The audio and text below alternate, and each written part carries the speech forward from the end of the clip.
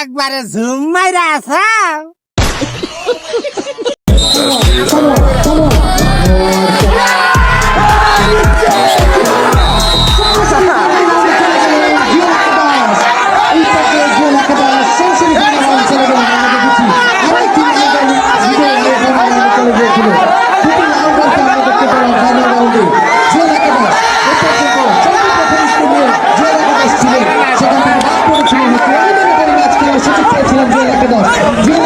অভিনন্দন জানাচ্ছি সরাসরি ফাইনাল রাউন্ডে যাওয়ার জন্য। এ পর্যায়ে আমরা জুয়েল একাদশের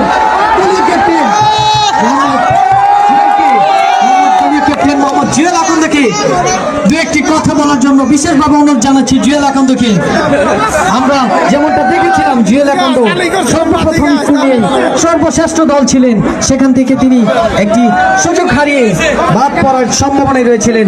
সেখান থেকে জুয়েল একাদশ সেই সুযোগকে কাজে লাগিয়ে তিনি সরাসরি ফাইনাল রাউন্ডে চলে গেলেন।